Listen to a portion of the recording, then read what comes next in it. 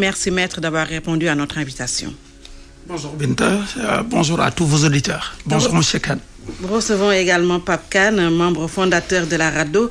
Merci également à vous, M. Kane, d'avoir répondu à notre invitation. Tout le plaisir est pour moi, Binta, et bonjour à Moussa.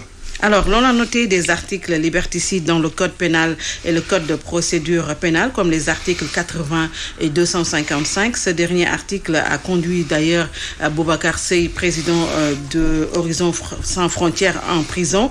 L'article 139 du Code de procédure pénale, Maître Moussa Sarr, dispose que quand le procureur vise les articles 55 à 100 et 255 du Code pénal, le juge d'instruction qui hérite du dossier est tenu de placer sous mandat de dépôt l'inculpé. Est-ce que le combat ne doit pas se situer à ce niveau pour pouvoir changer ces dispositions? Merci Madame Diallo. Effectivement, le combat doit se situer à ce niveau et ailleurs. Oui. Ailleurs, à ce niveau et ailleurs. C'est une question beaucoup plus globale. Oui. Nous avons un problème aujourd'hui de modernisation de notre système judiciaire. Quand je parle de modernisation, ça inclut toutes les questions. Aussi bien la réforme de certaines dispositions liberticides, aussi bien le renforcement de l'indépendance de la justice, aussi bien le renforcement des moyens humains et matériels de la justice. C'est pourquoi je préfère ce terme générique de modernisation de la justice. Il est vrai, de manière beaucoup plus spécifique, nous avons un code pénal ultra répressif.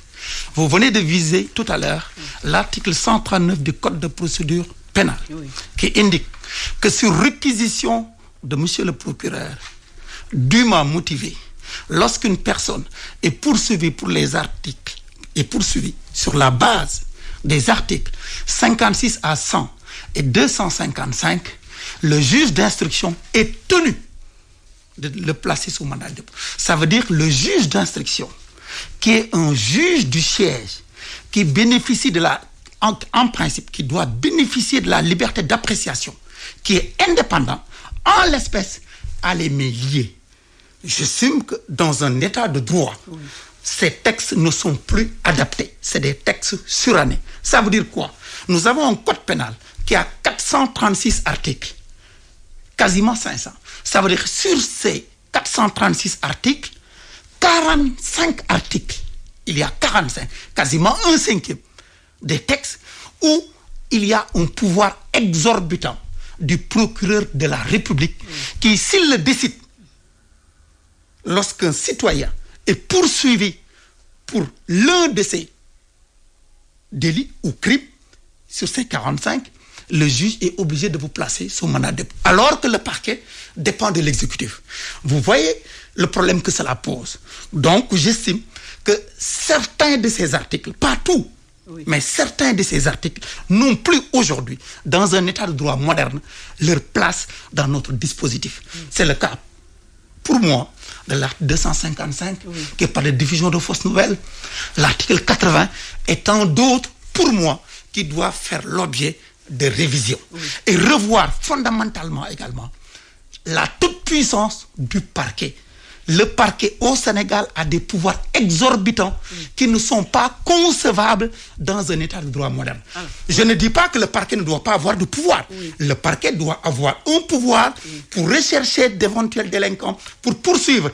Mais ce pouvoir exorbitant est une menace constante, est une entrave au bon fonctionnement de l'état de droit. Surtout qu'au Sénégal, il y a une confusion de rôle. Le rôle du parquet, ce n'est pas de mettre en prison. Le rôle du parquet, c'est de rechercher des délinquants, de poursuivre et de mettre à la disposition de la justice. Mais au Sénégal, le parquet garde toujours la possibilité, en matière de flagrant délit, de vous placer sous mandat de dépôt. Ce qui n'est pas concevable, ce qui n'est pas normal, ce qui n'est pas conforme à un état de droit. Oui, Pape Kane, alors est-ce que vous êtes d'accord avec Maître Moussa Sarr qu'il faut revoir certains dispositifs du Code pénal et du Code de procédure pénale qui sont surannés? Je suis entièrement d'accord avec lui. Et j'irai même plus loin que lui, parce que je considère, moi, que le code pénal qu'on a, c'est le code qui fait une continuité avec la loi coloniale. Il n'y a pas de grande différence entre ce que nous avions pendant la période coloniale et ce que nous avons aujourd'hui. Et la grande différence entre cette période coloniale et la période que nous vivons à l'heure actuelle, c'est que le Sénégal est devenu un pays indépendant.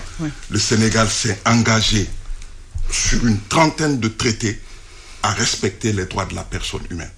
Et ce qu'on constate aujourd'hui, amèrement d'ailleurs, parce que, et c'est là où les propos de Maître Sarr sont vraiment importants, c'est qu'il n'y a pas eu d'impact de ces traités, non seulement dans la législation interne, mais aussi dans la pratique de l'État. Et j'espère que nous en reviendrons tout à l'heure sur la diffusion de fausses nouvelles, les questions de diffamation et autres. Il y a non seulement ce que disent les traités, mais il y a aussi l'interprétation que les organes chargés de l'application de ces traités ont donnée et qui doivent nécessairement s'appliquer au Sénégal. Ni l'un et l'autre n'ont été faits dans le pays et on se retrouve donc, le citoyen se retrouve complètement démuni face à la puissance de l'État.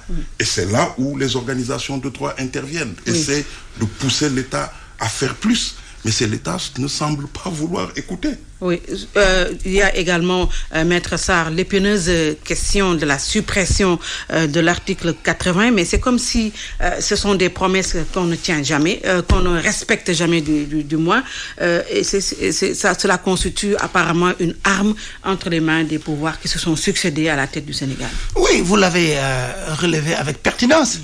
La question de cet article, à titre symbolique, tous les régimes qui sont passés s'étaient engagés lorsqu'ils étaient dans l'opposition de supprimer cette disposition. Mais dès qu'ils arrivent au pouvoir, on se rend compte qu'ils mettent cette question aux oubliettes. Ça veut dire quoi? Ça veut dire que cette disposition et tant d'autres sont utilisées à des fins politiques. C'est une arme qu'on garde dans un tiroir pour, en cas de nécessité politique ou politicienne, de l'utiliser pour museler éventuellement des opposants ou des citoyens qui ne sont pas d'accord avec la politique en place. Ça, nous l'observons depuis des décennies. Donc, il ne fait aucun doute que ce texte est suranné. Parce que tous ces dirigeants aujourd'hui ou hier, à un moment, ont été victimes de cet article, ou même s'ils ne l'ont pas été, lorsqu'ils étaient dans l'opposition, avaient pris l'engagement de supprimer cette disposition, ce qui n'est pas le cas. Je pense qu'aujourd'hui, la nécessité du toilettage de nos textes, surtout de notre code pénal, qui est un code de 1965, M. Khan le disait tout à l'heure, c'est au lendemain de l'indépendance. C'est-à-dire, pour l'essentiel de notre code pénal, c'est une survivance d'un texte colonial. Il y a besoin de remettre à plat notre code pénal, l'adapter à un état de droit moderne, à une démocratie. Et surtout en allant dans le sens de la sauvegarde des libertés fondamentales. Ça veut dire les libertés d'expression, les libertés de marche, surtout ces deux libertés. Parce que un des talons d'Achille de notre démocratie, c'est qu'on n'arrive pas au Sénégal à banaliser la marche, la liberté de marche. Alors que dans une démocratie qui se prétend majeure, la marche doit être banalisée. Et c'est même une forme de légitimation du pouvoir entre deux élections. Et qui est même inscrit dans notre charte. C'est pourquoi je le dis, c'est une liberté fondamentale, la liberté d'expression. On voit, avec la mise en œuvre de ces dispositions, qu'il y a une entrave à la liberté d'expression, à la liberté de marche. C'est comme le cas de diffusion de fausses nouvelles. Pour moi également, comme pour d'autres citoyens, pour beaucoup de citoyens, cette disposition également, elle est complètement dépassée. C'est un des vestiges du passé. Absolument. Diffusion de fausses nouvelles. Sur ces fausses nouvelles. Le temps que Pape Khan réagisse sur l'article 80, il pose toujours problème et qui existe toujours dans l'arsenal juridique du Sénégal. La première chose que je dirais, et pour aller un peu dans le sens de Maître Sarr, c'est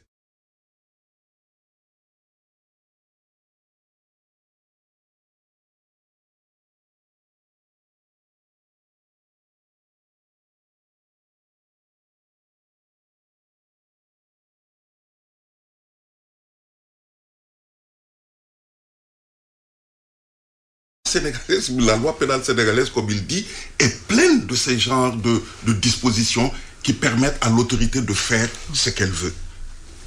Quand j'ai notre code pénal conforme aux engagements, c'est de ça que je parle.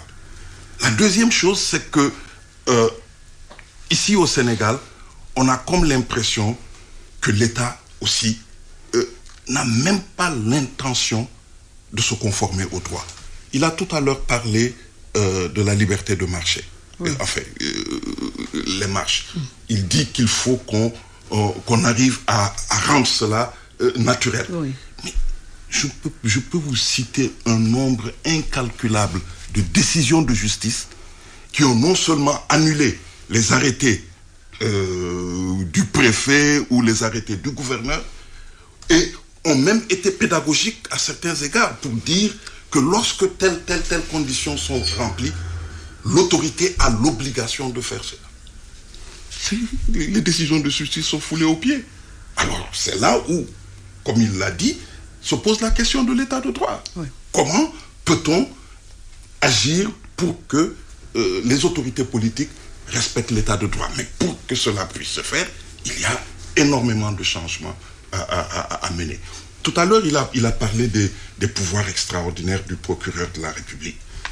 La loi en dispose.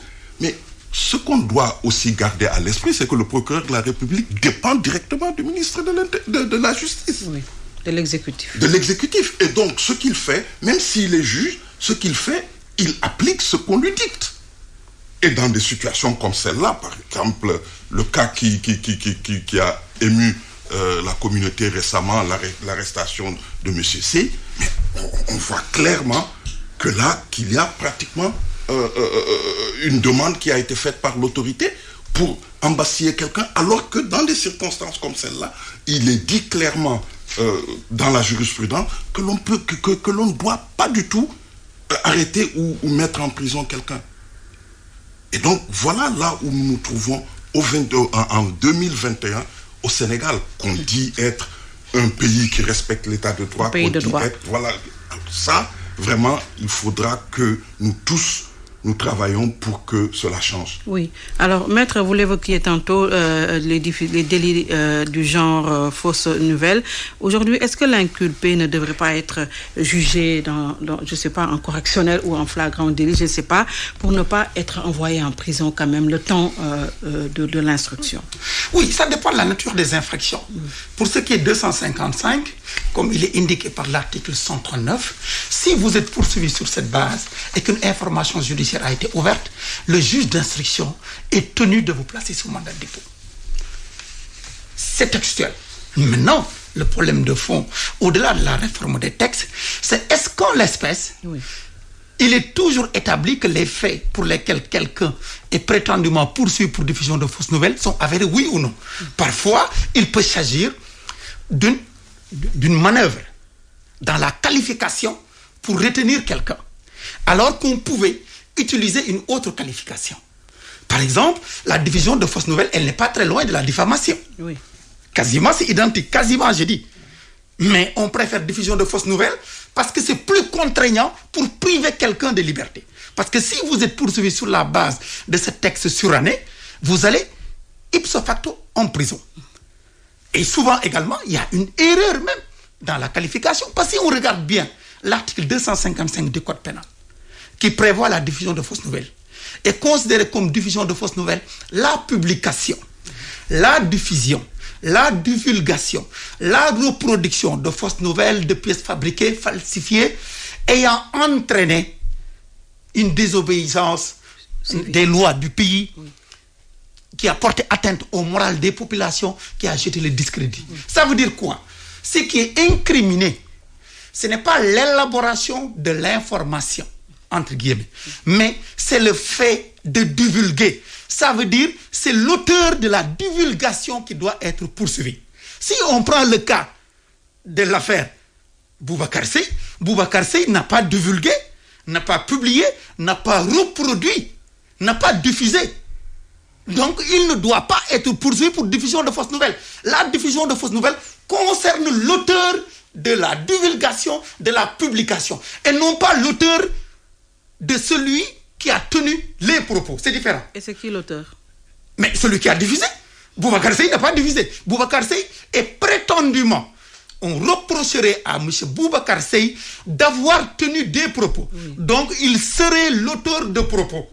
Mais le texte parle de diffusion. Ça veut dire celui qui doit être poursuivi pour diffusion de fausses nouvelles. Au regard de cet article 255, c'est celui qui a diffusé, celui qui a publié, celui qui a reproduit, celui qui a divulgué. Boubacar Seye ne devait pas être poursuivi alors. Mais clairement, il serait que l'auteur des faits. Il n'a pas divulgué, il n'a pas publié, il n'a pas reproduit. Donc il ne serait pas publié. C'est une erreur manifeste.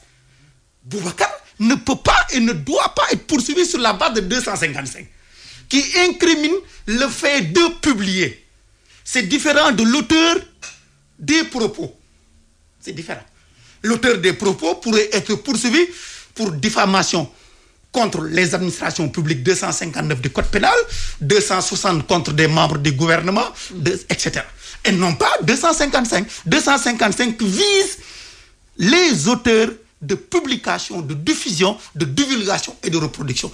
Donc pour moi, il y a erreur manifeste dans cet acte de poursuite. Les délits de fausses nouvelles, ça pose problème. Madame, vous voyez, c'est justement là, tout à l'heure, ce qu'il vient de dire qui illustre le propos que j'avais eu tout à l'heure en parlant du caractère obsolète des lois sénégalaises. Oui. Alors, je vais vous citer un passage d'une décision de la Cour africaine des droits de l'homme relative à une affaire concernant un journalisme et qui parle de la liberté d'expression. Parce que ce dont on parle, au fond, c'est la liberté d'expression. Parce que même diffuser des nouvelles, c'est la liberté d'expression.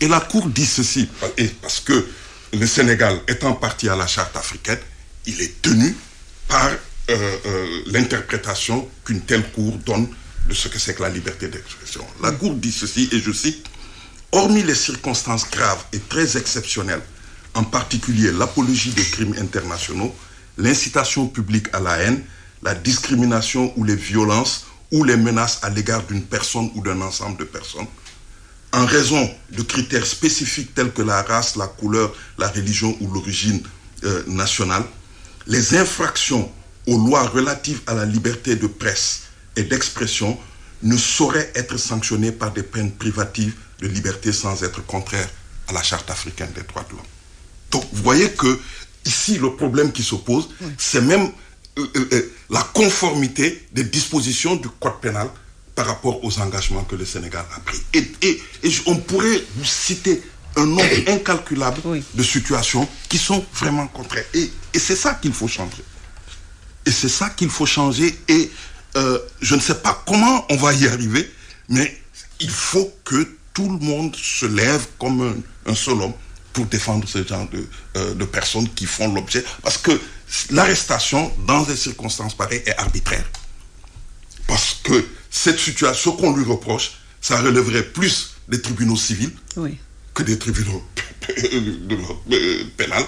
Et on devrait quand même faire en sorte que ce qu'on dit du Sénégal, que ça se reflète dans la réalité. Et tel n'est pas encore le cas. Et là, nous avons tous l'obligation de travailler dans cette direction, nous battre pour que M. Seye soit libéré et nous battre pour que la loi sénégalaise, que ces lois-là, que je qualifierais même de scélérates, ne puissent jamais continuer à être utilisées par le procureur pour... comme une épée de Damoclès. Voilà, comme une épée de Damoclès pour nous tous, parce que Seye est aujourd'hui là-bas, mais nous tous, ici, pourront un jour ou l'autre, si ces lois-là continuent à exister, faire l'objet de poursuites à cet égard. Pape Kane, membre fondateur de la RADDHO, nous recevrons également Maître Moussa Sarr, avocat à la Cour. Alors Maître, est-ce qu'aujourd'hui le Sénégal ne gagnerait pas à avoir des juges de liberté comme ce fut le cas en France pour quand même pouvoir ôter aux procureurs ces exorbitants pouvoirs à pouvoir placer quelqu'un sous mandat de dépôt? Madame Diallo, sur cette question, si vous avez eu l'occasion de temps à autre de me suivre là-dessus, c'est ma position constante. J'ai toujours soutenu et je continue à le soutenir que la mise en place d'un juge des libertés et de la détention est une nécessité absolue, est une urgence absolue. Il faut qu'on arrête avec ce cumul de fonctions incompatibles au niveau du parquet. C'est-à-dire que le parquet ne peut pas rechercher, arrêter, poursuivre et exercer un mandat de dépôt qui relève de l'appréciation en principe souveraine d'un juge du siège. Donc, il faut aujourd'hui la création d'un juge des libertés et de la détention pour contrecarrer, pour redimensionner le pouvoir du parquet. Le parquet doit avoir des pouvoirs, mais il faut redimensionner ces pouvoirs, les adapter à un état de droit moderne. Mais ça ne suffira pas. Si on crée un juge des libertés et de la détention, et que ces dispositions de l'article 139 continuent à exister, il reste que ce ne sera qu'une réformette de plus. Il faut se réformer en même temps une réforme globale pour regarder sur l'ensemble du code pénal toutes ces dispositions qui sont liberticides. Là également où il y a des pouvoirs exorbitants du parquet et qui portent atteinte aux droits de l'homme pour aller de l'avant. Je donne un exemple. En matière de liberté provisoire, je ne parle même pas de ces dispositions qui sont prévues par l'article 139, 56 à 100, 250, mais dans le droit commun. Si vous êtes arrêté de manière provisoire, mis en détention provisoire, vous êtes entendu au fond, vos avocats font une demande de mise en liberté provisoire. Naturellement, et conformément à la loi, la demande est envoyée au parquet pour avis et observation. Le parquet peut s'opposer en disant « moi je ne suis pas d'accord » parce que le parquet est parti au procès. Le juge d'instruction donne une liberté provisoire. Si le parquet fait appel, vous ne sortez pas. Alors que le juge d'instruction est un juge du siège qui est indépendant, qui est impartial. Mais avec cet appel du parquet, vous ne sortez pas. Vous allez en appel. La chambre d'accusation de la cour d'appel confirme cette liberté provisoire. Le parquet fait appel. Vous ne sortez pas. Vous faites un pourvoi en cassation devant la Cour suprême. Si le parquet avait fait appel également, vous ne sortez pas. Ça pose un problème. Le parquet est parti au procès. Donc voilà un exemple encore de pouvoir exorbitant.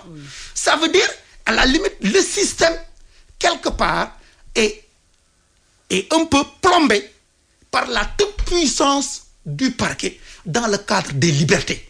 Ce qui renvoie un peu au caractère un peu suranné sur certains aspects de notre droit pénal. Il est vrai que moi je suis d'accord que dans certaines infractions, il faut qu'on prenne des mesures de détention provisoire. Mais on ne doit pas systématiser cela. Et d'autre part, il ne faut pas qu'on permette au parquet, avec sa toute-puissance, de remettre en cause des libertés. Alors que le principe dans notre code pénal, c'est la liberté. L'exception, la détention. Mais dans les faits, le principe, quasiment, j'ai dit, c'est la détention. Aujourd'hui, 41,6% des détenus dans nos prisons sont en détention provisoire. Ça veut dire la moitié des détenus aujourd'hui ne sont pas encore jugés. C'est énorme dans un petit pays comme le nôtre. Ça veut dire qu'il y a un problème. On les nourrit, on surpeuple les prisons inutilement. Alors que pour certaines infractions, cela n'était pas nécessaire. On pouvait vous mettre sous contrôle judiciaire. On pouvait vous laisser libre parce que vous êtes régulièrement domicilié. Mais il y a cette conception punitive de notre droit pénal. Alors qu'on doit quitter cette conception punitive vers une conception restauratrice où on met en avant la resocialisation, la dignité humaine. Malgré la faute, tout le monde peut fauter. Maintenant, on doit vous donner une chance de tirer les enseignements de cette faute. Maintenant, il y a des cas extrêmes où je suis d'accord qu'on ne doit donner aucune chance à certains caïds de continuer à porter atteinte à l'ordre public, à l'intégrité des personnes et à leurs biens. Mais vraiment, il y a un travail à faire et il faut une volonté politique pour cette évolution-là. Les organisations de droits de l'homme, la société civile, tout le monde pousse. Mais il faut une volonté politique pour assainir ces textes et pour mettre définitivement le Sénégal dans les rails d'un état de droit moderne et d'une démocratie mature. Parce que pour moi, notre démocratie, elle n'est pas encore mature. Nous avons une démocratie en maturation. Parce que dans une démocratie mature, il y a certains types d'infractions ne peuvent pas exister. On ne peut pas poursuivre quelqu'un parce qu'il a donné son avis. Dans une démocratie mature, une idée, une opinion, des arguments se combattent contre des arguments.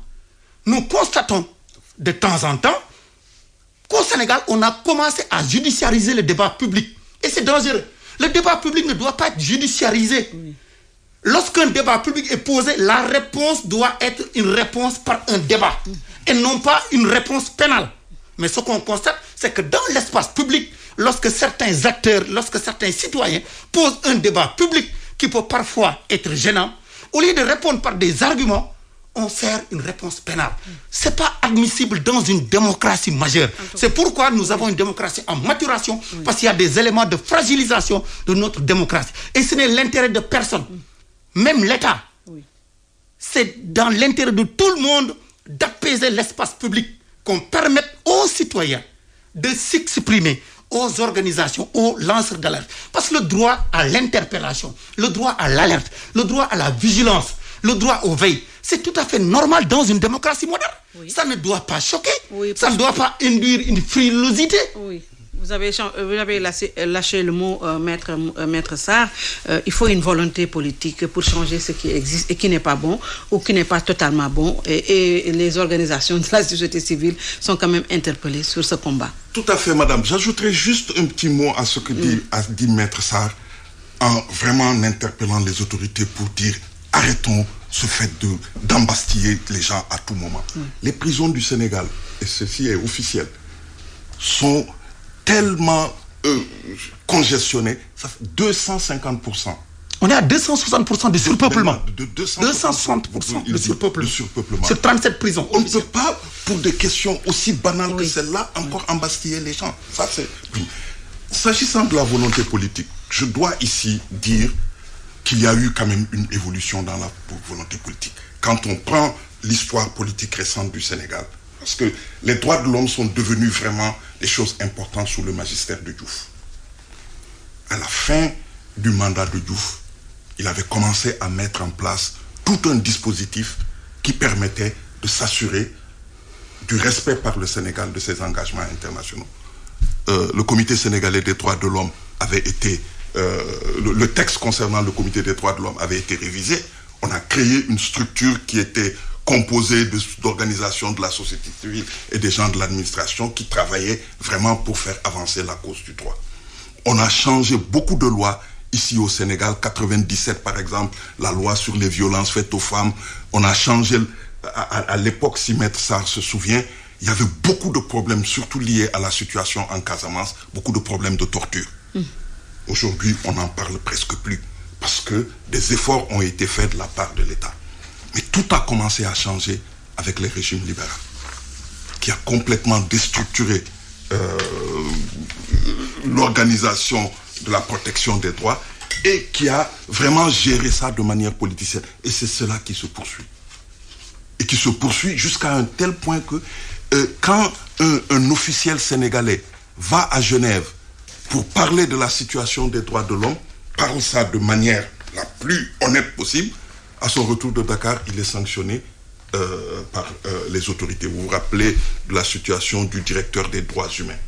Ça donne une indication sur l'orientation prise par le régime actuel. Et donc, tout ce qui se passe à l'heure actuelle n'est pas surprenant. Et c'est là où, vraiment, on en appelle aux autorités pour que le Sénégal retrouve la place qui était la sienne et commence maintenant vraiment à respecter un certain nombre de choses. Tout à l'heure, monsieur Sarr parlait de la question de la liberté d'expression. Vous savez que quand on est une autorité publique, les droits de l'homme disent vous devez nécessairement accepter les critiques, même les plus acerbes, parce que c'est comme cela que fonctionne une société démocratique. Mais pour eux, dès l'instant que vous dites qu'il y a quelque chose de blanc dans les cheveux, on commence à vous créer des problèmes. Oui. Donc on se demande si ces personnes-là ont aussi une culture des droits de la personne humaine. Et aussi la manière dont, parce que ça c'est pour moi aussi quelque chose de fondamental, je ne sais pas ce que M. Sarr en pense. L'indépendance de la justice est aussi un élément central. On va en parler tout à l'heure. Un élément central dans la protection. Absolument. Et en attendant, Maître Sarr, je ne vous ai pas encore entendu parler de la CREI parmi les réformes dont vous faites état. La CREI, quand même, qui a été souvent décriée, c'est une juridiction d'exception, mais on a quand même annoncé encore une fois une réforme avec la mise en place d'un parquet financier. Écoutez, moi, concernant la CREI, j'ai un seul problème, c'est l'absence d'un double degré de juridiction. C'est-à-dire qu'il n'y a pas possibilité, lorsque vous êtes condamné en première instance, de faire appel. Oui. J'estime que ça, ce n'est pas conforme aux standards internationaux en matière d'état de droit. Donc, il faudrait que l'État instaure ce double degré de juridiction. Et on peut faire une comparaison. La cour d'assises, avant sa réforme en chambre criminelle, ne comportait pas également un double degré de juridiction. Mais l'État a supprimé la cour d'assises pour créer des chambres criminelles en mettant en place un double degré de juridiction. Mais pour moi, dans l'absolu, la CREI ne me gêne pas. Mais il faut modifier en instaurant un appel. Également, l'État peut aussi changer pour des questions de symbole la dénomination, en faire des chambres économiques et financières. Moi, j'estime que dans ce pays, il nous faut, pour de la pédagogie, qu'il y ait une chambre ou des chambres spécialisées en matière de bonne gouvernance. Parce que ce qui se passe dans notre pays depuis des années, je dis, depuis des décennies, n'est pas concevable. Un pays aussi pauvre que le Sénégal, qui se bat au bas-fond des 25 pays les plus pauvres, il y a des multitudes de rapports où des citoyens sont suspectés, je dis suspectés, d'avoir détourné des milliards et qu'il n'y a aucune suite, ce qui donne une certaine forme d'impunité parce qu'ils ne sont pas jugés. Au même moment, nous cherchons des financements à gauche et à droite. J'estime que ce n'est pas bien pour l'image de notre pays. Il faudrait qu'on réforme la CREI, on maintient la dénomination, on crée des chambres économiques et financières pour juger toutes les personnes qui sont accusées de détournement de deniers publics tout en respectant la présomption d'innocence. Maintenant, la création du parquet financier. Oui, ça peut être une bonne chose parce que ça renvoie à quoi? Ça renvoie à une spécialisation du parquet en matière économique et financière. Comme dans certains pays également, il y a un parquet terroriste. C'est compte tenu de l'acuité de la question qu'on crée un parquet terroriste pour prendre en charge correctement. Je pense qu'au Sénégal, compte tenu de l'acuité, de l'ampleur qu'a pris le phénomène de prévarication, de détournement de deniers publics, il est important de créer un parquet spécialisé, le parquet étant le maître des poursuites, pour qu'il y ait un traitement diligent, efficace et professionnel de cette question. Mais il ne faut pas que cela reste une simple réformette. Ce que j'entends par réformer, c'est quoi? Il ne s'agit pas de mettre en place un simple parquet financier. Parce que si on met un parquet financier et que ce parquet ne reçoit pas d'instructions pour qu'il y ait des poursuites à la suite du dépôt des rapports, ça ne servira à rien. C'est pourquoi moi j'ai dit, en plus de la création d'un parquet financier, pour que cette réforme soit efficace et lutter contre l'impunité, ou cette sorte, entre guillemets, cette sorte d'impunité, il faut qu'on crée ce qu'on appelle une exception à l'opportunité de poursuite du parquet. Parce que dans notre système pénal, le parquet, lorsqu'il reçoit des rapports, peut poursuivre comme ne pas poursuivre. Et en droit, on ne peut pas le reprocher. On ne peut pas lui reprocher cela. Maintenant, sur les questions de bonne gouvernance, de transparence dans la gestion des affaires publiques, il faut qu'on crée une exception à cette opportunité de poursuite. En instaurant le principe de la légalité des poursuites. Ça veut dire que dès que le rapport arrive, c'est que les rapports de tous ces corps de contrôle, il faut qu'il y ait une obligation de transmission. Même si le chef de l'État peut avoir la primeur, mais ces organes doivent avoir une obligation de transmission au parquet.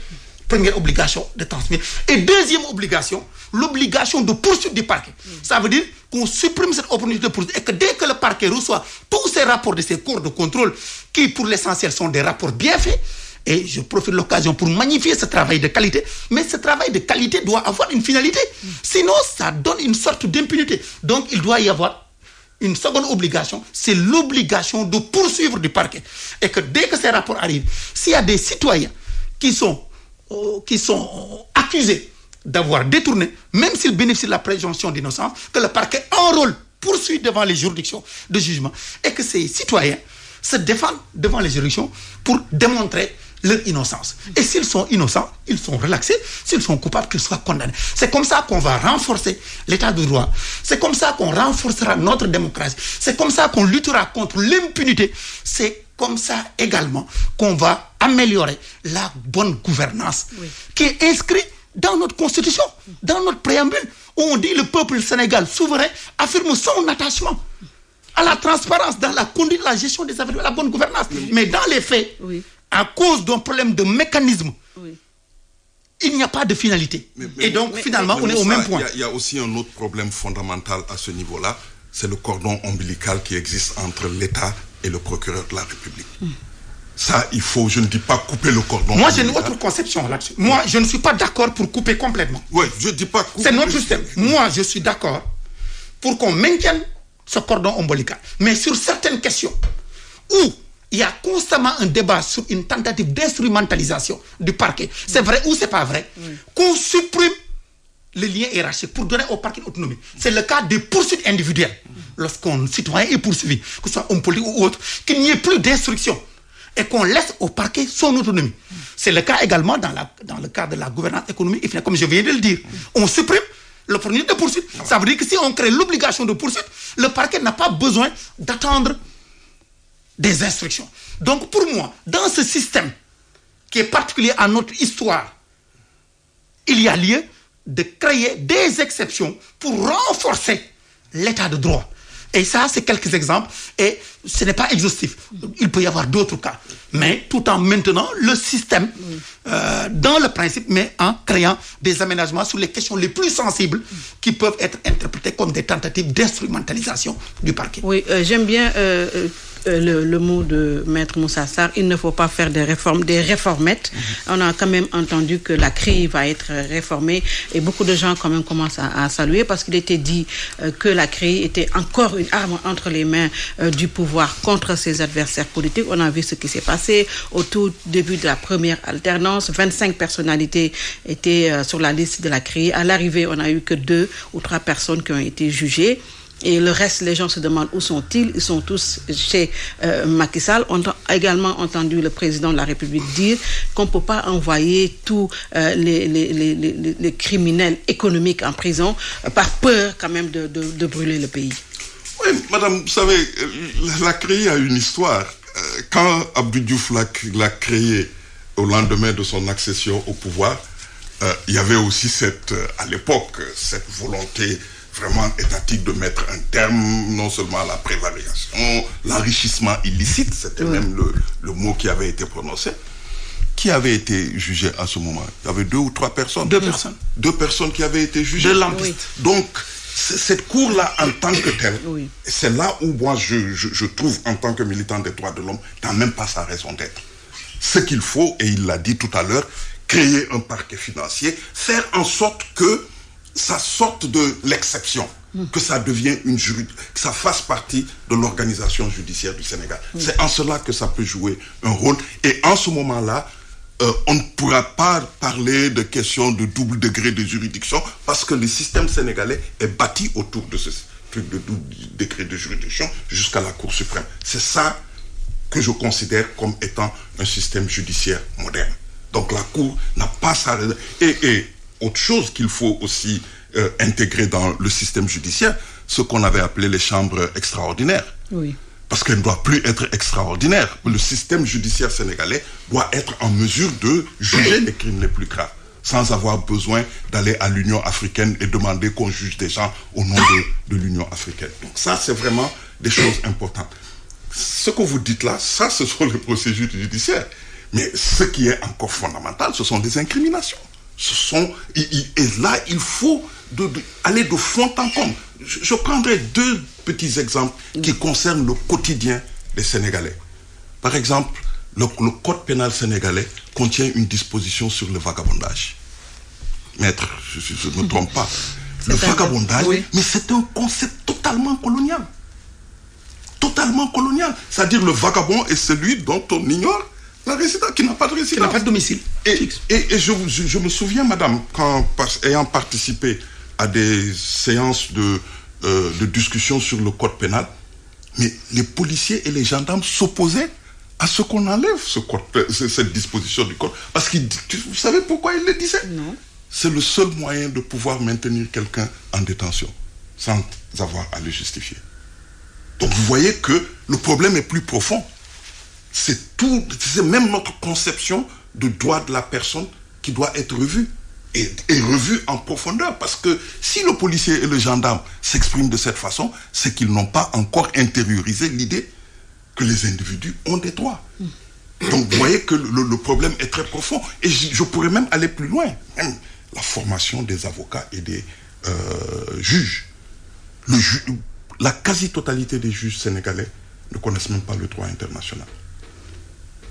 Alors comment voulez-vous que... Comme les avocats que nous sommes ici. Comment voulez-vous que ces personnes-là, qui sont au cœur du fonctionnement du système judiciaire, puissent appliquer les conventions que le Sénégal a ratifiées?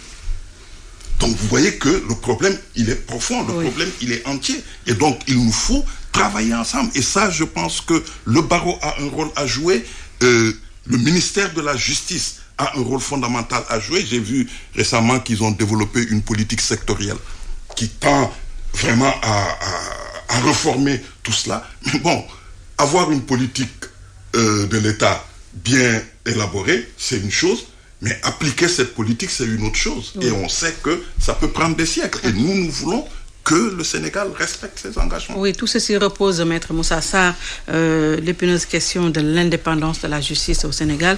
Alors, que faut-il faire aujourd'hui pour garantir l'impartialité de la justice? Bon, écoutez, pour moi, lorsqu'on parle d'indépendance, ce n'est pas pour moi. Ça, tout le monde le sait. Lorsqu'on parle d'indépendance de la justice, ça renvoie au magistrat du siège. Oui. Le parquet, on ne parle pas d'indépendance. Le parquet est subordonné à l'exécutif. C'est ça nos textes. Donc, l'indépendance renvoie au magistrat du siège. Au Sénégal, les magistrats du siège ont une indépendance fonctionnelle. C'est-à-dire? C'est-à-dire que les textes leur garantissent une indépendance. Maintenant, il n'existe pas d'indépendance absolue. Ça veut dire qu'il y a des points de fragilité qui peuvent être utilisés par l'exécutif pour mettre pression sur eux. Ces points, on peut les renforcer. Mais au Sénégal, les magistrats du siège... Je sais pas. Oui, c'est pourquoi j'ai dit. Au Sénégal, les magistrats du siège ont une indépendance fonctionnelle. Maintenant, la question de l'indépendance, elle n'est pas réglée que par des textes. Au-delà des textes, c'est une question de vertu et d'engagement personnel. Maintenant, on peut renforcer cette indépendance sur deux leviers majeurs, souvent, que l'exécutif peut utiliser pour mettre la pression sur les magistrats du siège. C'est la question de l'inamovibilité, la question de l'intérim. Et c'est des concepts qui ne sont pas clairement définis et encadrés. Donc, il faut aller dans le sens de définir et d'encadrer ces deux mécanismes qui sont nécessaires au fonctionnement de la justice. Pas les supprimer, parce que la justice est un service public. Il faut qu'on mette en place des mécanismes qui permettent d'assurer la continuité du service public. Mais il ne faudrait pas qu'on utilise ce mécanisme pour en faire des moyens de pression contre les judiciaires. Donc il faut définir et l'encadrer davantage pour renforcer l'indépendance de la justice. Parce que la question d'indépendance, c'est une question continuelle. Chaque génération, chaque période historique fait appel à des questions particulières pour l'indépendance de la justice. Il y a de cela quelques années, dans les années 90, on parlait des conditions de vie des magistrats pour renforcer leur indépendance. Ce qui est vrai.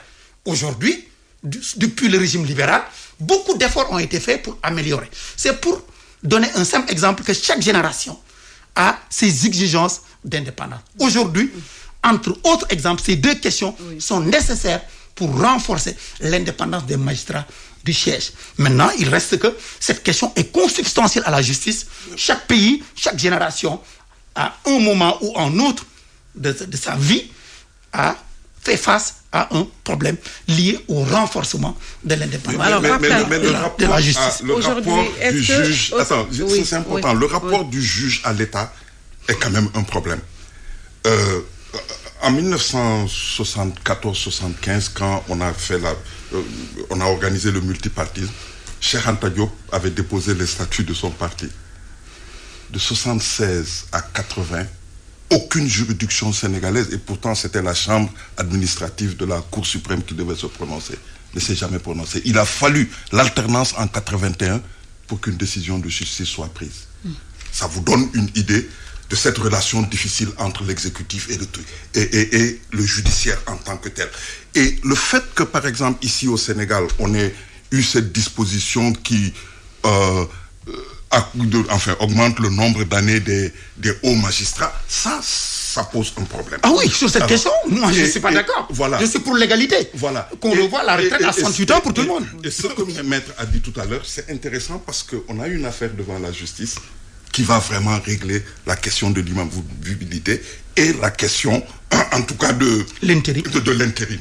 Attendons que la justice, parce que cette fois-ci, c'est les juges eux-mêmes qui vont se prononcer sur une question qui est fondamentale pour le bon fonctionnement de l'administration. Alors, Pape Kane, il ne reste plus que une minute. Aujourd'hui, est-ce que réformer, ou même parler d'indépendance de la justice, ça peut passer par la principale doléance de l'Union des magistrats du Sénégal, qui ne veut plus que le président de la République préside le Conseil supérieur de la magistrature et que son ministre de la Justice en soit le vice-président? Vous savez... sur cette question, moi, je veux dire deux choses. Ce système, on l'a hérité de la France. Encore. La France elle-même a évolué sur ce point-là. Et je ne vois pas pourquoi, parce que quand l'USM arrive à poser ce problème, l'UMS, c'est qu'il y a un vécu, il y a des circonstances qui expliquent pourquoi ils le veulent. Mais discutons de cette question et voyons comment on peut évoluer dans cette direction. Ça, c'est un. Deuxièmement, je pense Moussa en a fait allusion un peu, l'indépendance a 2 dimensions. Il y a une dimension textuelle et il y a une dimension personnelle. Un juge, on ne peut pas lui imposer à ne pas être indépendant. On ne peut pas lui imposer. Et ça, cette dimension aussi, je pense que les juges eux-mêmes doivent travailler en cela. D'abord pour nous donner des décisions de justice qui sont claires, lisibles, mais aussi pour aller dans le sens du respect d'un certain nombre de règles de l'état de droit. Souvent, on a des décisions de justice qui ne le sont pas. Merci à nos invités, Maître Moussa Sarr, avocat à la Cour, et Pape Kane, membre fondateur de la RADDHO. Je voulais vous prononcer sur la... Mais bon, il n'y a plus de temps sur la Conseil supérieur de la magistrature, mais c'est bon. 1 minute alors. Bon, moi je dis, ce n'est pas parce que le président de la République est membre du Conseil supérieur de la magistrature que le magistrat du chef n'est pas indépendant. Mais j'estime que pour des questions symboliques, le pouvoir judiciaire étant un pouvoir, excusez-moi la répétition, j'estime que symboliquement, le chef de l'État peut sortir du Conseil supérieur de la magistrature. Maintenant, le ministre de la Justice, pour moi, doit y rester, qu'on élargisse la composition du Conseil supérieur de la magistrature, parce que la question de la justice est une question éminemment citoyenne. Faire entrer d'autres segments de la société et créer un Conseil supérieur de la justice en faisant de sorte que les magistrats soient majoritairement élus par leur père. Oui, merci beaucoup à Daouda Mine de IGFM et à Mohamed Ali Mouba qui m'ont aidé à la réalisation de cette émission. Merci, bon dimanche et à dimanche prochain, s'il plaît, adieu.